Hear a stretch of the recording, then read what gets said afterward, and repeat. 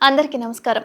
జ్యోతిష శాస్త్ర పండితులు, వాస్తు శిక్షణ నిపుణులు, లలితాదేవి ఉపాసకులు బ్రహ్మశ్రీ నానాజీ పట్నాయక్ గారు ప్రస్తుతం మనతో పాటు ఉన్నారు. నమస్కారం గురుజీ. శ్రీమాత్రే నమః. గురుజీ, వినాయక చవితి అనేది నవరాత్రులలో జరుపుకుంటూ ఉంటాం. చాలా అంగరంగ వైభవంగా జరుపుకుంటాం. బట్ నవరాత్రుల్లో చాలా మంది అసలు ఒక్కొక్క రోజు ఎలా పూజ చేయాలి అనేది చాలా మందికి తెలియని విషయం. సో మీ ద్వారా ప్రేక్షకులందరికీ తెలియజేయాలి అనుకుంటున్నాను. గణపతి నవరాత్రులు ఒక్కొక్క రోజు ఏ విధంగా పూజ చేసుకుంటే మంచిదంటారు? ఫస్ట్ ఆఫ్ ఆల్ అమ్మ గుర్తుపెట్టుకోండి, ఇంట్లో నవరాత్రుల్లో 9 రోజులు పెట్టుకునే వాళ్ళ సంఖ్య చాలా తక్కువ. అసలు ఎందుకు ఇంట్లో గణపతిని పెట్టుకోవాలి అనే విషయం తెలుసుకోవాలి. ఒక్కొక్క తిథికి, ఒక్కొక్క కాలానికి ఒక్కొక్క శక్తి ఎక్కువగా ఉంటుంది. గణపతి నవరాత్రుల్లో ఆ గజానుని యొక్క శక్తి ఎక్కువగా ఉంటుంది.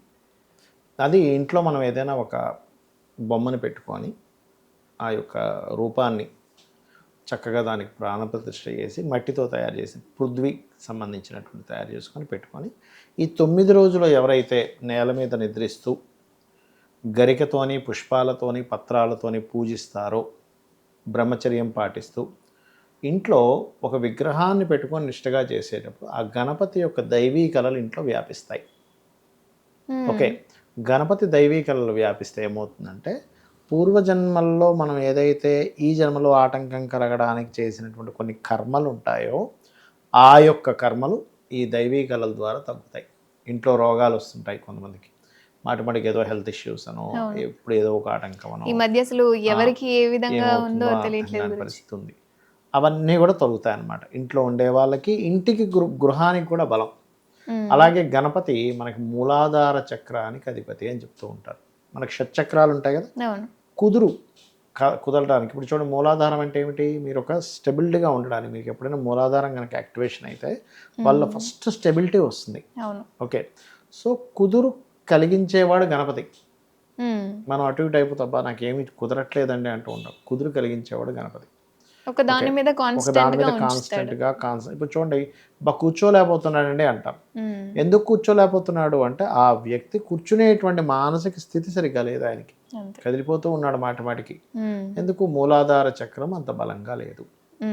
సో అన్నిటికీ మూలం ఆయన మూలాధార చక్రంలో ఉంటారు. ఓకే, అలాగే ఈ 9 రోజులు ఒకటే గుర్తుపెట్టుకోండి. కొంతమంది కుదరక 7 రోజులు చేస్తారు, మరి కొంతమంది 5, కొంతమంది 3 రోజులు, కొంతమంది ఒక రోజులో పెట్టి తీసేస్తారు. ఏమనంటే ఏమంటారు, అమ్మో ఇంట్లో మేము రకరకాలు ఉంటుంటాయి కదండి, చాలా కష్టం కదండి. ఇంకొంతమంది అయితే నేను చూశాను, ఈ 9 రోజులే కాకుండా సంవత్సరం పొడుగునా పెట్టుకుంటారు. కానీ ఎప్పుడు కూడా పొరపాటును కూడా అలా పెద్ద విగ్రహాలని ఇంట్లో సంవత్సరం పొడుగునా పెట్టుకునేటట్టయితే ఆ ఇంట్లో చాలా నియమ నిబంధనలు పాటించాలి. అంటే ఒక టెంపుల్లో ఎటువంటి వాతావరణం ఉంటుందో, ఆలయంలో అటువంటి వాతావరణం ఇంట్లో ఉండడం కుదురుతుందా, అప్పుడు మీరు పెట్టుకోవచ్చు పెద్ద పెద్ద విగ్రహాలు. లేనట్లయితే అంగుష్ట మాత్రం విగ్రహాన్ని పూజించవచ్చు. అయితే ఈ 9 రోజులు కూడా 1వ తేదీ నుంచి, అంటే 1వ రోజు నుంచి 9వ రోజు వరకు కూడా మీరు మీకున్నటువంటి సంకల్పాన్ని బట్టి పూజ చేసుకోవాలి 9 రోజులు. ఇప్పుడు ఉదాహరణకి బాగా ఆటంకాలు కలుగుతున్నాయి, ఓం వక్రతుండాయ నమః అని అనుకుంటూ ఎక్కువ గరికతో పూజ చేయాలి. తర్పణం చేయొచ్చు, గరికని వాటర్లో వేసి ఆ నీటితో తర్పణ ప్రియుడు అంటారు గణపతిని. గణపతి తర్పణ ప్రియుడు, అమ్మవారు హోమ ప్రియము మరియు స్తోత్ర ప్రియం, విష్ణువు అలంకార ప్రియుడు, శివుడు అభిషేక ప్రియుడు.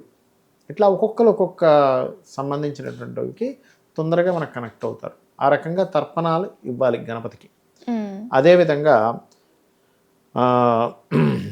ఎక్కువగా మనకు చూడండి, సంతానం కోసం ఇబ్బంది పడుతున్నాం అనుకోండి ఎవరైనా, ఈ 9 రోజులు కూడా పసుపు రంగు వస్త్రములు ధరించి, సహజంగా అయితే గణపతిని ఆరాధించే వాళ్ళు ఎక్కువగా ఎరుపు రంగు వస్త్రం ధరిస్తారు, లేదా గ్రీన్ కలర్ వస్త్రం ధరించడం కూడా నేను చూశాను.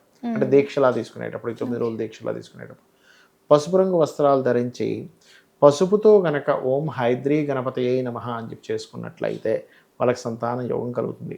గ్రాసం, మన గరిక మరియు పసుపు ఈ రెండుతో పూజించవచ్చు. ఓకే, అదేవిధంగా ధనం రావట్లేదండి, ఎప్పుడు ఎక్కడో దగ్గర మనీ బ్లాక్ అయిపోతున్నాయి అనుకునేటువంటి వారు లక్ష్మీ గణపతి ఆరాధన చేయాలి. గరికతో పాటు తెల్లటి పుష్పాలతో పూజించాలి 9 రోజుల పాటు. ఓకే, అలా కాదండి నాకు విజయం సిద్ధించట్లేదు, ఎర్రటి పుష్పాలతో ఓం విజయ గణపతి ఏ నమః అనుకోవాలి 9 రోజుల పాటు. ఓకే.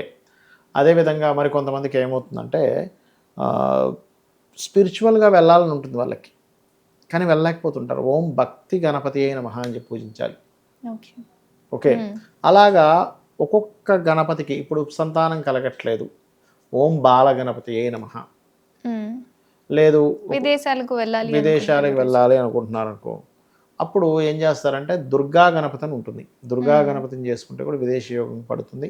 అదేవిధంగా గణపతి కాకుండా ఇప్పుడు మామూలుగా ఇప్పుడు నవరాత్రులు, ప్రతిసారి నవరాత్రులు అంటే సంవత్సరం టైం పడుతుంది కదా, రోజుకి 2 సార్లు కనుక ఎవరైనా హనుమాన్ చాలీసా చదువుకున్నట్లయితే కూడా వాళ్ళకి విదేశీ యోగం పడుతుంది. ఎందుకంటే వాయుపుత్రుడు, వాయు గమనం కదా, ఆ రకంగా అనమాట.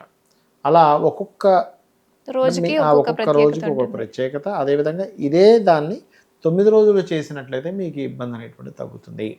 ఇప్పుడు ఎవరికైనా చూడండి ఉద్యోగ సంబంధించిన ఇబ్బందులు ఎక్కువగా ఉన్నాయనుకోండి, గణపతి మంత్రాన్ని అమ్మవారి యొక్క నామాల్లో ఓం మాణిక్య మకుటాకార జానుద్వై విరాజితాయ నమః, ఓం మహాగణాధిపతయ నమః అనుకుంటూ కనుక చేస్తే కొంతమందికి చూడండి ఎన్ని సంవత్సరాలు వచ్చినా ఏ ఉద్యోగంలో సెటిల్ అవ్వరు, అప్పుడు ప్రయత్నిస్తూ ఉంటారు.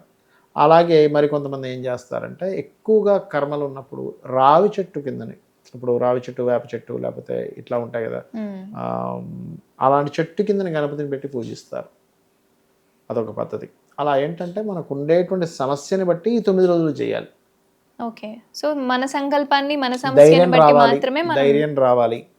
విజయ గణపతిని లేకపోతే కుంకుమతో చేయడం, కుంకుమతో పూజ చేయడం అట్లా కనుక చేసినట్లయితే ఖచ్చితంగా మనకి అన్నీ సిద్ధిస్తాయి. ధన్యవాదాలు గురు.